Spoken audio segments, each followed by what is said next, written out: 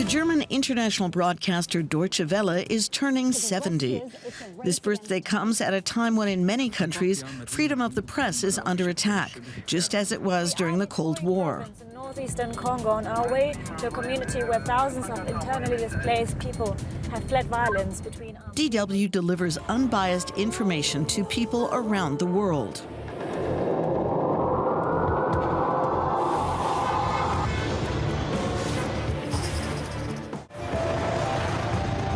"70 years. DW." To get the job done, journalists in Bonn, Berlin, and around the world work 24/7 every day of the week.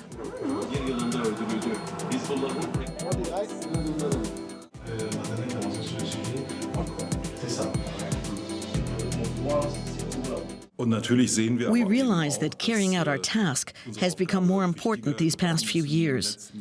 We are confronted with obstacles that stem from the current war in Europe. We know that because of this, we are under great pressure to retain freedom of the press. Because of this, what we do is incredibly important. This is especially the case concerning reports on Russia's attack on Ukraine. Russian enemies are just roughly about 150 meters. There are nearly 30 journalists stationed in Ukraine alone, so that DW can report straight from where the action is. DW has 18 offices around the world, more than ever before in the 70-year history of the German broadcaster. These kinds of stories. So, and unpopular. That's right, these began in early.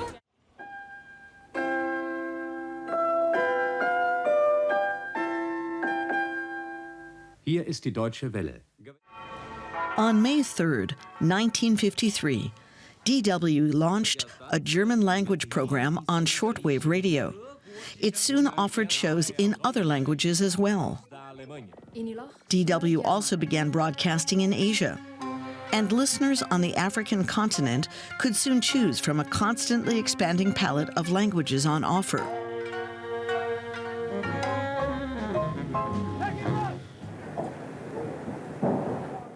Then, Germany was confronted with a historical change.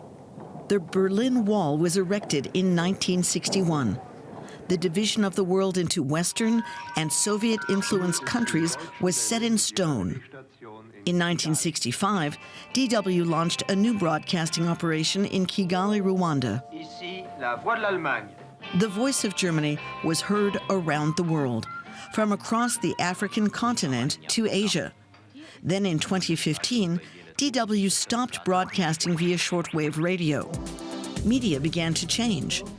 The transition from analog to digital happened quickly. The internet and social media platforms became increasingly important in the world of international journalism.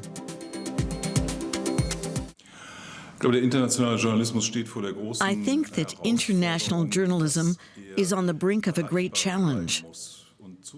Information must remain available to everyone. Autocrats around the world are attempting to block or censor free information. And I believe this is a threat to international journalism. Everyone who believes in the values of democracy and plurality must work together to help free speech remain available to our listeners. The goal is to offer content on every platform DW's audiences use: the internet, video, radio, and TV. And shows are available in 32 languages. Almost 300 million people around the world tune in to DW's programs. DW is turning 70. The information it broadcasts today is more important than ever before.